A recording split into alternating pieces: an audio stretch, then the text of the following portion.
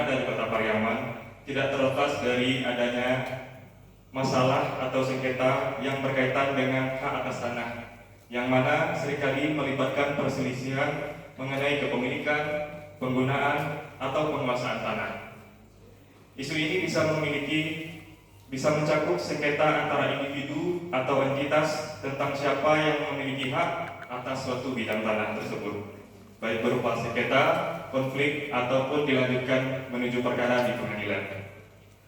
Kasus pertanahan juga mencakup permasalahan terkait hak-hak masyarakat adat atau kelompok yang rentan atas tanah yang mereka huni, dengan melibatkan berbagai aspek hukum, sosial, dan ekonomi. Kasus-kasus ini dapat berdampak secara signifikan pada kehidupan masyarakat dan lingkungan, sehingga penanganan yang tepat sangat diperlukan untuk mencegah konflik yang lebih besar, yang alhamdulillah kita hadiri bersama-sama acara sosialisasi kasus pertanahan ini. Itu sedikit gambaran mengenai acara kita, yang lebih lanjutnya akan dipaparkan secara terperinci oleh narasumber kita. Yang pertama, kita persilakan kepada Bapak Kepala Kejaksaan Negeri Pariaman, kepada Bapak Bagus Priyonggo SHMA Jela. Kita silakan.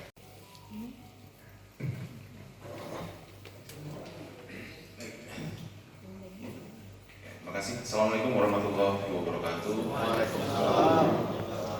Terhormat Kepala Kantor Pertanahan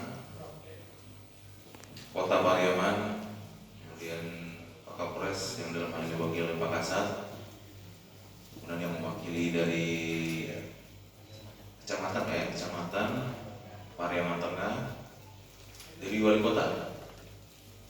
Oh, malah hadir Pak. Padahal itu juga memiliki peran penting Pak. Syukur alhamdulillah kita semua masih diberikan nikmat sehat, nikmat iman, ada berkumpul pada kesempatan yang sangat berbahagia. Ya, kalau kita bicara mengenai kasus pertanahan ini di mana-mana terjadi, Bu Ibu. Di mana-mana terjadi. Tadi Pak Kakak di awal sudah disebutkan ada 3 terminologi Pak yang bisa digunakan untuk membagi kasus pertanahan. Ya, yang adalah sengketa, yang kedua adalah konflik, yang ketiga adalah perkara.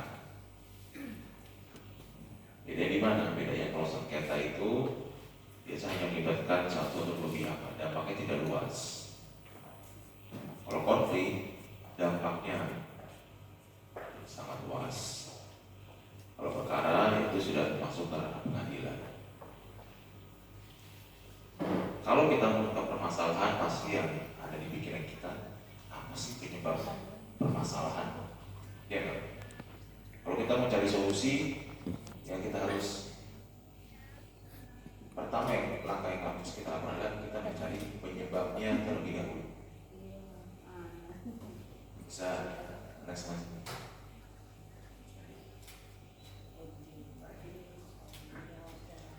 Kemarin saya di kabupaten, pakangannya spesifik Pak, minta pembahasannya, yaitu mengenai pengadaan tanah untuk kepentingan umum. Karena memang isu yang lagi hits di sana, isu yang lagi lagi tren di sana adalah terkait pengadaan tanah untuk tol untuk kepentingan umum. Nah, waktu kemarin ada undangan narasumber, saya bingung Pak, apa yang mau saya bahas. Tapi saya coba mencari tahu Pak. Ini kebetulan ada penelitian Pak.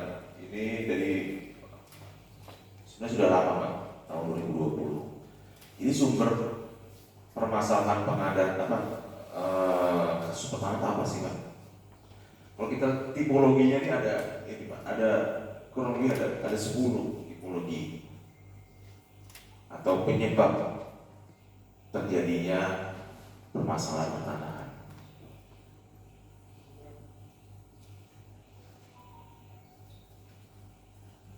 Berdiri boleh Pak ya? Kayak enak kalau atau penguasaan tanah yang belum terdaftar. Dan inilah yang memang sering terjadi Pak. Sebenarnya BPR sudah punya sistem. Kalau kita masuk seperti kita buka Google Maps, nah itu kelihatan nanti. Misalkan di lokasi ini itu tanahnya sudah ada hak atas tanah belum, benar Pak?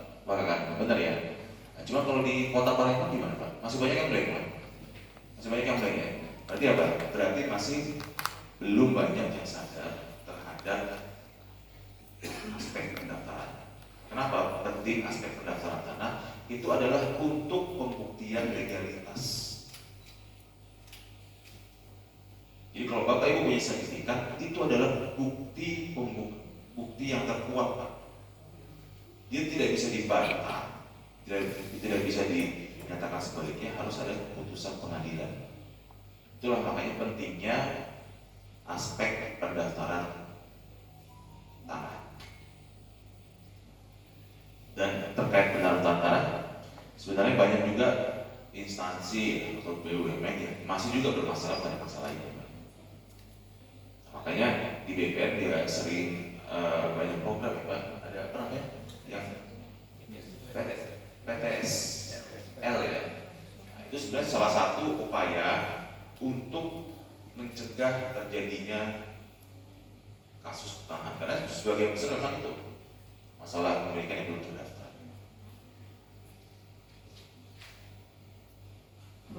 Kenapa harus didaftarkan sekarang? Karena kalau kita lihat konsepnya, sebenarnya negara ini kan yang memberikan hak kepada individu, pada subjek hukum. Dan DPR inilah nanti yang akan melakukan tindakan administrasi pendaftaran. Nah, terus menarik juga tadi mengenai tanah ulayat. Jadi tanah ulayat ini setiap daerah sebenarnya tidak hanya di Sumatera Barat, setiap daerah itu pasti memiliki masyarakat adat, dan masyarakat adat pasti memiliki keunikannya sendiri-sendiri. Nah, disinilah perlunya peran serta dari pemerintah daerah. Kalau saya ambil contoh di Papua itu ada perda. Jadi gambarnya seperti ini. Papua itu ketika ada yang menyatakan mengklaim bahwa misalkan tanah di sini adalah tanah milik masyarakat adat A misalkan, ada peran aktif dari pemerintah daerah. Lihat dulu apa yang pertama, benar nggak ini masyarakat yang mengklaim ini adalah subjek hukumnya adalah masyarakat adat, dan itu kalau sini misalkan Caniago, benar nggak dia mewakili subjek hukumnya? Ya, untuk panitia. Nah, di Sumatera Barat ada juga sudah ada perdanya tanah ulayat itu, yaitu mengenai apa? Mengenai pendaftaran tanah ulayat adat. Nah, ini yang memang kalau kita mau menekan angka kasus pertanahan, memang aspek pendaftaran itu yang sangat penting. Ya, ini tahun 2020 sampai 60% lebih itu adalah terkait masalah pendaftaran tanah. Nah, teknisnya bagaimana? Nah, ini nanti Bapak Ibu dari BPN ini nanti bisa menyampaikan teknis pendaftaran hak atas tanah. Kemudian setelah kita cari sumbernya, sekarang gimana sih penyelesaiannya? Lanjut. Penyelesaian perkara pertanahan Bapak Ibu ini bisa dilakukan dengan berbagai cara, tergantung tadi permasalahannya apa. Kalau terkait dengan masalah penguasaan, ya hak-hak kepemilikan, itu bisa melalui jalur perdata, yaitu jalur pengadilan perdata. Kalau dia menyangkut aspek prosedural, misalkan tiba-tiba di atas tanah Bapak Ibu terbit sertifikat, nah itu bisa melalui jalur tata usaha negara, pengadilan tata usaha negara. Tapi kalau misalkan ada aspek pidana, misalkan ada pemalsuan, ya tiba-tiba Bapak Ibu punya sertifikat, terus ada yang punya lagi sertifikat tadi.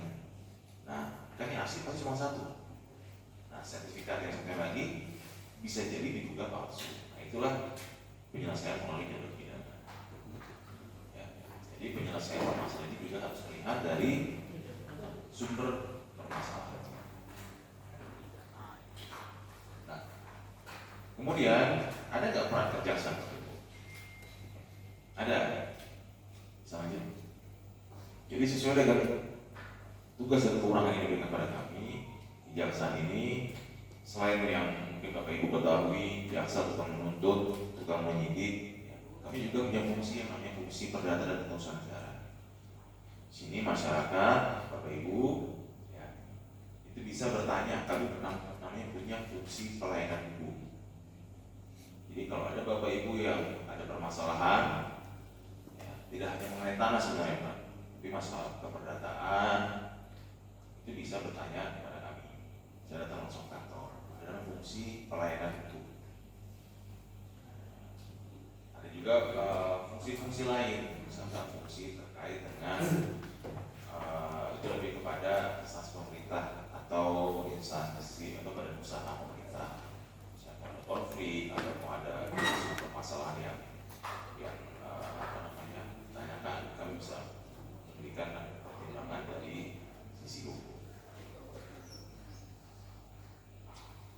Ini audiens ini dari mana, Bapak Ibu? Kelurahan ya? Kelurahan dan desa. Kan juga ada, Bapak Ibu ya. Ini tanahnya Pak Luro dari kantor udah didaftarin belum, Pak? Udah ada sertifikatnya belum? Yang sudah ada yang belum, Pak. Hah? Itu bagaimana ya? Ya, oh iya. Ya memang itu juga yang terjadi, Bapak. Ada juga yang lagi digugat nih, Pak, aset tempo. Karena apa? Bangun-bangun ternyata nggak ada sertifikatnya. Cuman orang aset pun itu kan user yang di bawahnya ini, yang penggunanya ini kan harus yang paling tahu. Oh, ternyata kantor lurah ya misalkan, ini belum ada sertifikatnya. Nah itulah Pak, harus didorong Pak yang tempo. Ya. Tujuan dilakukannya atau kita ada di sini adalah untuk mencegah Pak, ya, aspek preventif yang kita kedepankan. Kalau ada permasalahan pun bisa nanti konsultasi ke kami, ya. Atau kalau spesifik masalah pertanahan, saya rasa Pak kan juga terbuka pasti Pak, benar Pak ya, sangat terbuka. Kalau untuk pengadaan tanah kepentingan umum, saya rasa di Palembang nggak ada ya. Nggak ada Pak ya, syukur nggak ada Pak, karena itu lebih tinggi konfliknya.